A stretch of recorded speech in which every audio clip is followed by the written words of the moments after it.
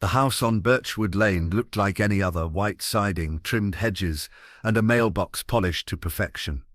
Neighbours often remarked how Daniel kept everything spotless, a reflection they believed of his orderly life with Rachel. From the outside, nothing suggested cracks beneath the surface. Inside, though, the silence carried a different weight. Every morning unfolded with precision.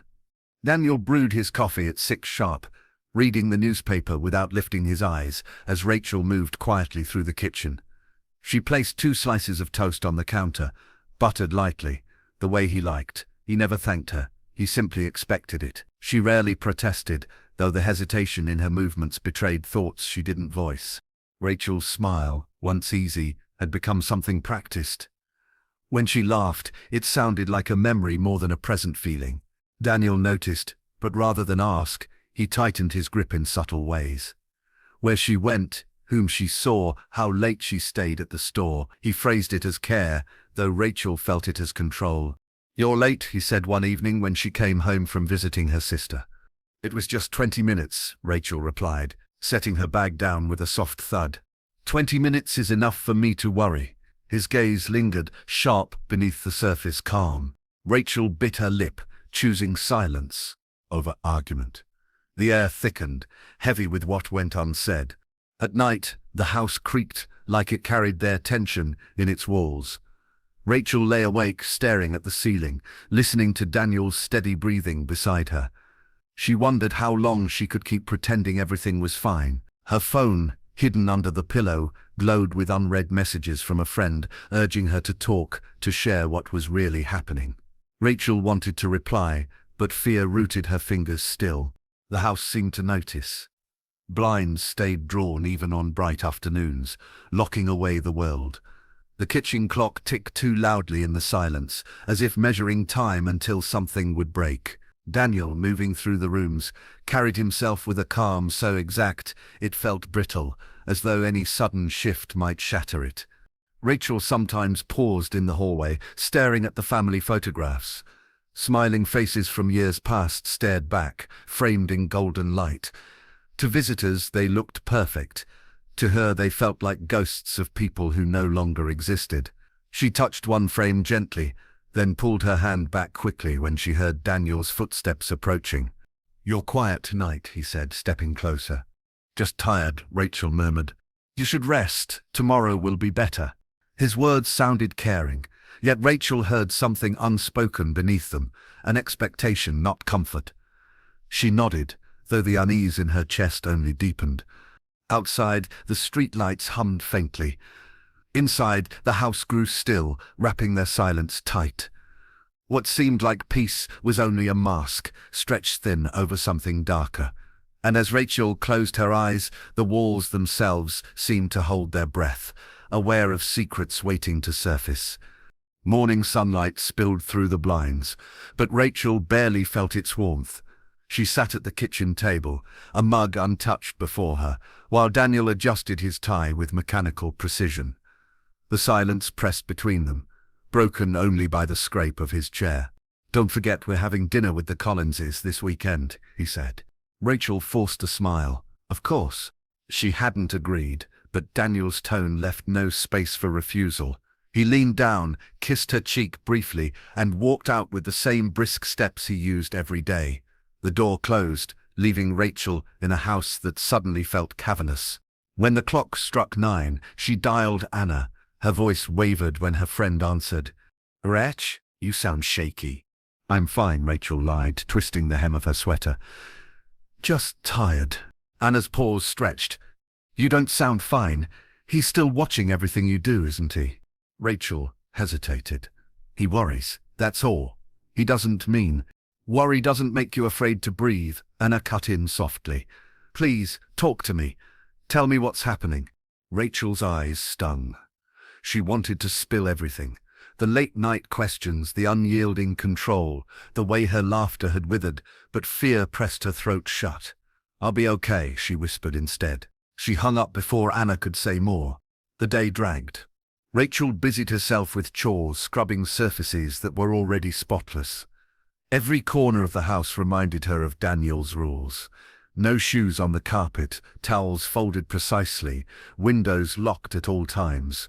By evening she had built a fortress of order, yet her heart beat with restless panic. When Daniel returned, his eyes scanned the room like a detective. "Did you go out today?" "No," Rachel answered quickly. He studied her face, as though searching for cracks. Then, with a small nod, he relaxed. "Good. I like knowing you're safe here." Safe. The word clung to Rachel like chains. That weekend, dinner at the Collinses played out under dim light and polite laughter. Rachel smiled when expected, spoke only when Daniel's glance allowed. Across the table, Anna's concerned eyes caught hers. The brief contact felt like a lifeline, though Rachel quickly looked away. On the drive home, Daniel's hand rested on the wheel, knuckles pale. "Anna asks too many questions," he said flatly. "She's just a friend. Friends should know their place." Rachel swallowed, gripping her purse tighter. Later that night, Daniel found her standing by the window, staring at the street lamps. "What are you thinking about?" "Nothing," she said too quickly. He stepped closer, brushing her arm with his fingers. "You don't need anyone else, just me. You know that, right?" Rachel nodded, but inside her chest, fear and defiance collided. She wanted to scream, to run, to tell Anna everything, but Daniel's shadow loomed too large. As she lay awake again, the smile she wore earlier felt like a mask cracked at the edges. The fractures were widening, invisible to everyone else, but impossible for her to ignore. And deep down, Rachel knew that soon something would have to break. Rain tapped against the windows that night, a rare storm sweeping across the neighborhood. Rachel stood in the kitchen, staring at the streaks on the glass, her hands wrapped around a mug gone cold. The house felt too quiet, every sound of thunder amplifying the silence between her and Daniel. He entered the room, loosening his tie, his eyes narrowing when he saw her still awake. "Why aren't you in bed?" "I couldn't sleep," she said softly. Daniel's jaw tightened. "You've been restless for weeks. What's on your mind?" Rachel hesitated, then forced the words out. "I can't do this anymore." His brow furrowed. "Can't do what?" "This, us. Living like I'm walking on glass every day." Her voice trembled, but her gaze held steady. "I want to leave, Daniel." The words hung in the air like a blade. Daniel's chest rose sharply. "Leave?" He stepped closer, his voice low, dangerous. "After everything I've given you, this house, this life, me?" "It's not a life," Rachel whispered. "It's a cage." The storm outside cracked with lightning. Daniel's face shifted. Hurt, rage, disbelief colliding in his eyes. He reached for her arm. "Don't say that. You don't mean it." "I do." Rachel pulled back. "I've already spoken to Anna. She's helping me." The mention of Anna ignited something inside him. His grip on her wrist tightened painfully. "You've been planning behind my back? Please, you're hurting me." Her plea snapped the last thread of control. In a blur of fury and desperation, Daniel shoved her against the counter, his hands trembling as they closed around her throat. Rachel gasped, her nails clawing at his arms, her eyes wide with shock. "Don't leave me," he hissed, his face inches from hers. "You can't." Her body thrashed, the mug shattering on the floor. Tears welled as her lips tried to form words that never came. The sound of rain grew distant, muffled by the pounding in Daniel's ears.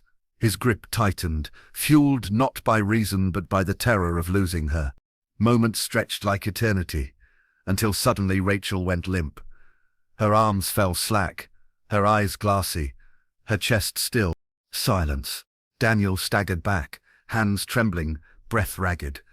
He stared at her crumpled form on the kitchen tiles, the color draining from her face. The reality of what he had done seeped in slowly, like water creeping under a door. "No, Rachel, wake up." His voice cracked. He knelt beside her, shaking her shoulder. "I didn't mean just talk to me." Her head lolled, lifeless.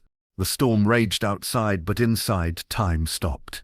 Daniel pressed his hands to his face, rocking back and forth.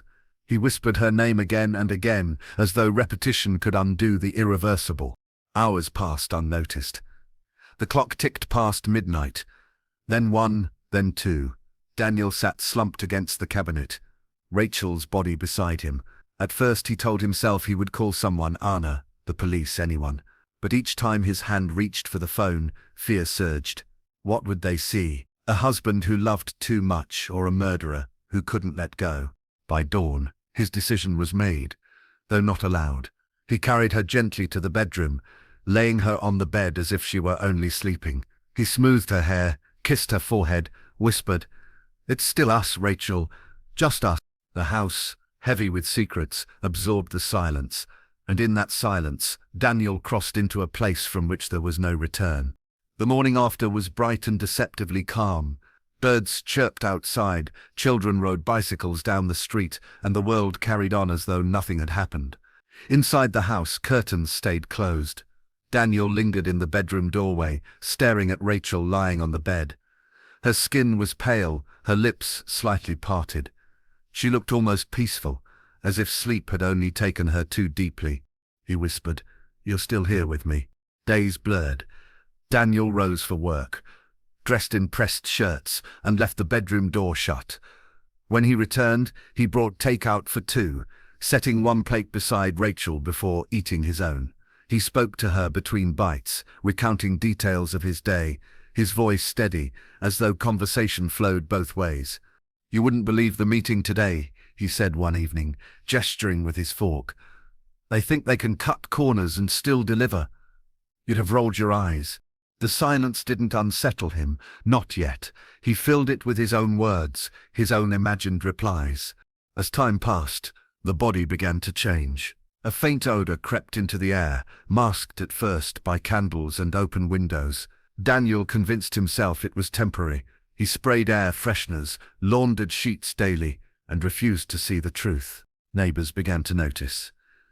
Mrs. Collins, the woman across the street, frowned at the closed blinds. "Rachel hasn't been out in days," she murmured to her husband. When she called the house, Daniel answered briskly, assuring her Rachel had caught a stubborn flu. Anna's texts grew more insistent. "Is Rachel okay? Why isn't she calling me back?" Daniel responded once, curtly. "She's resting. She needs space." Then he ignored the rest. At night, denial grew heavier.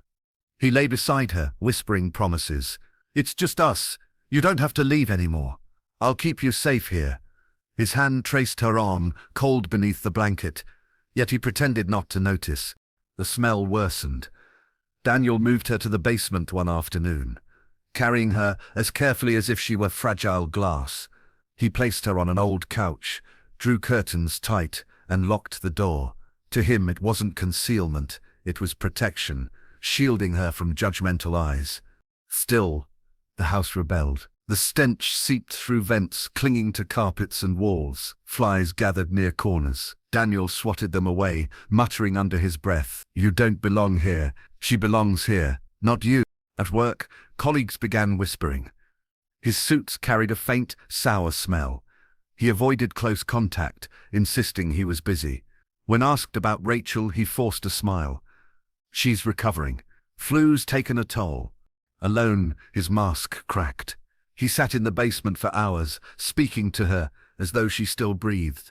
"You see, no one can take you from me now. Anna can't meddle, Mrs. Collins can't gossip. It's only us, the way it should be." But his voice sometimes faltered. When shadows stretched long, doubt pressed in. He'd cover her with a blanket, then pull it back in panic, terrified she might suffocate, forgetting she already had. He oscillated between tenderness and madness, a pendulum swinging without rest. Weeks bled together. Mail piled at the door, unanswered.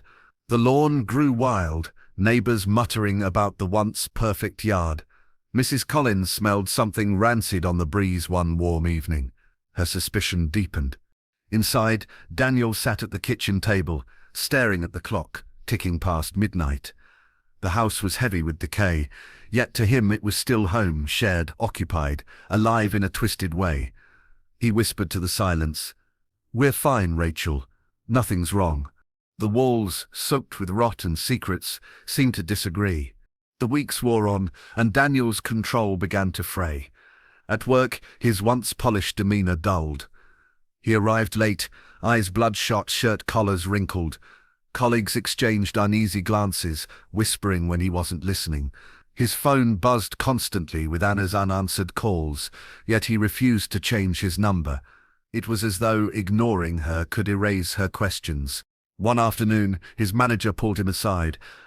"Everything all right at home, Daniel? You don't seem yourself." "I'm fine," Daniel replied too quickly, forcing a smile. "Rachel's been under the weather. It's been distracting." The manager nodded, unconvinced. Back home, the walls pressed tighter. The odor that clung to the house had become impossible to mask. Candles burned down to stubs, air fresheners emptied, yet decay won the battle. When Mrs. Collins stopped by with a casserole, Daniel intercepted her at the door. "Rachel's resting," he said sharply, blocking the entrance. Mrs. Collins peered past him. "I haven't seen her in weeks. I thought maybe she needs quiet." His voice snapped like a whip. Mrs. Collins stepped back, unsettled. That evening, she told her husband, "Something isn't right in that house." Anna's persistence only grew. She showed up once, knocking hard on the door. Daniel froze inside, holding his breath until her footsteps retreated. Later, she sent another message. "If I don't hear from Rachel soon, I'm calling the police." The threat rattled him. In the basement, he sat by Rachel's body, hands trembling. "They don't understand," he whispered.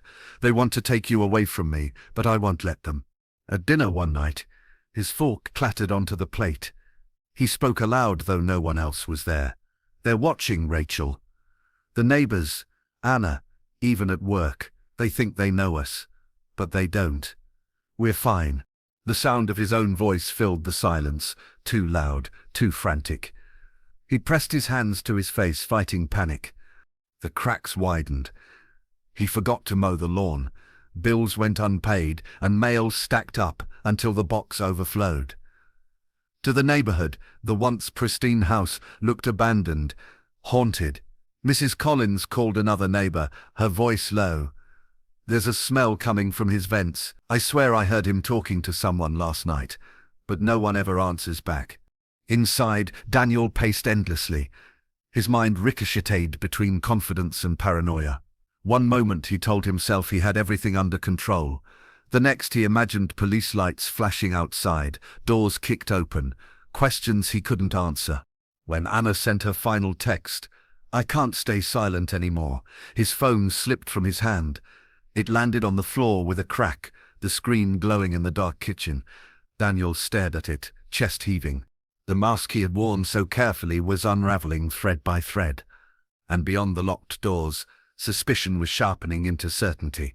The knock came on a Tuesday afternoon, firm and unrelenting. Daniel froze in the living room, his pulse quickening. Through the blinds he saw two uniformed officers standing on the porch, Mrs. Collins hovering nervously across the street. His throat tightened. "Mr. Harper," one of the officers called. "We're here for a welfare check. Could you open the door?" Daniel's hand hovered over the knob. For a long moment he considered pretending he wasn't home, but the sound of their radios crackling told him they wouldn't leave. He opened the door slowly, forcing a strained smile. "Rachel isn't feeling well," he said before they could speak. "She's resting." The taller officer nodded politely. "We've had concerns raised. Friends haven't heard from her in weeks. We need to see her, sir." "She doesn't want company." His voice was sharp, defensive. "Sir," the second officer said gently, "we really do need to make sure she's okay." The silence stretched. Behind Daniel, the air was heavy, tinged with a foulness no candle could disguise. One of the officers caught the odor and exchanged a look with his partner. "Step aside, please." Daniel's composure faltered. "She's fine," he whispered. But the officers were already moving past him, their hands covering their noses as they entered. The living room bore signs of neglect, dust on the shelves, dishes stacked in the sink, blinds drawn tight. The house no longer resembled the pristine home neighbors remembered. "Where is she?" the taller officer asked. Daniel's lips trembled. "Upstairs." They climbed the stairs, Daniel trailing behind. Each step groaned under the weight of dread. At the end of the hallway, the bedroom door was shut, locked from the outside. The officer forced it open, and the stench hit them in a wave. Rachel lay on the bed, her body sunken into the mattress, decay unmistakable. Blankets were pulled neatly around her, as though tucked in for sleep. The officer's radio crackled as he called it in, his voice tight. Deceased female. Condition advanced. We need detectives and forensics immediately. Daniel stood in the doorway, his face eerily calm. She's been resting, he murmured. She didn't want to leave me. The officers turned to him, horror etched into their expressions. Sir, how long has she been here? Daniel blinked slowly. I don't count days anymore. It doesn't matter. She stayed, like she promised. They moved quickly then, one reading his rights, the other securing his hands behind his back. Daniel didn't resist. He kept his eyes fixed on the bed, whispering her name under his breath. Outside, neighbors gathered as flashing lights painted the street red and blue. Mrs. Collins clutched her chest, her fears confirmed. Anna arrived minutes later, breathless, tears streaking her cheeks as she pushed past the tape, demanding answers. Rachel? She cried, though she already knew. An officer held her back gently. I'm sorry. We found her. Anna's sob broke the air. She had begged Rachel to confide, had felt the dread building, but nothing prepared her for this. Daniel was led down the steps, wrists bound, his face expressionless under the weight of cameras and whispers. To the world, he looked like a killer. To himself, he was still the husband who couldn't let go. As the car door shut behind him, the house loomed silent, its secrets laid bare at last. The home that once appeared perfect now stood as a mausoleum, a grim monument to love, twisted into obsession. And for the first time in weeks, the walls no longer held their breath. They had witnessed everything, and the truth could no longer be contained. The interrogation room was sterile, the hum of a fluorescent light buzzing overhead. Daniel sat with his hands clasped, wrists free now, but pale from the cuffs. Across the table, Detective Harris studied him with quiet intensity. You lived with her body for weeks, Harris said. Why?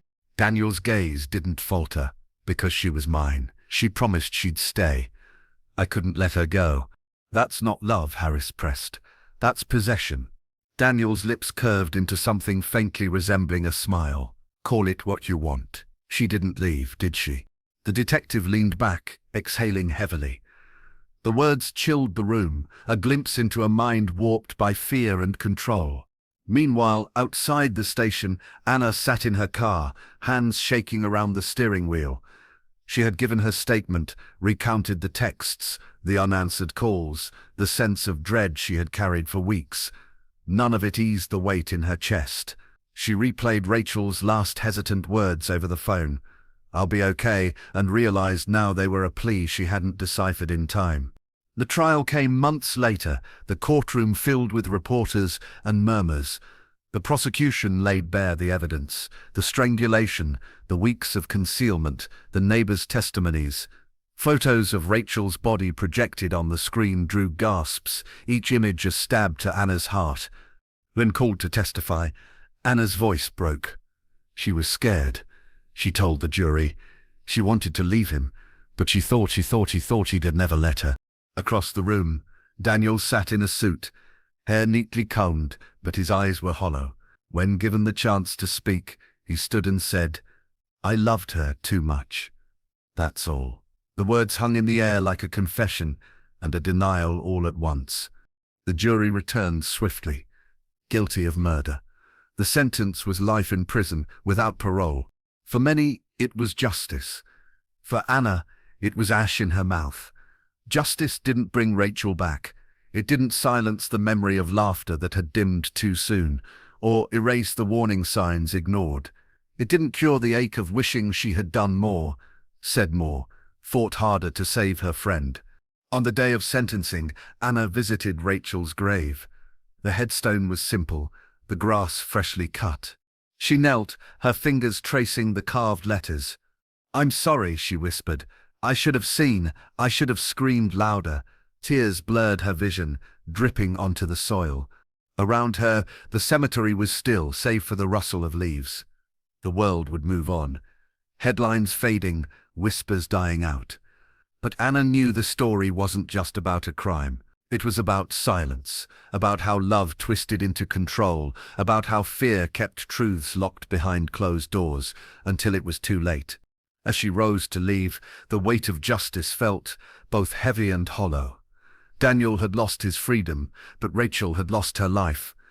The cost of truth was unbearable, the reminder that some wounds never heal, they only settle into the bones of those left behind.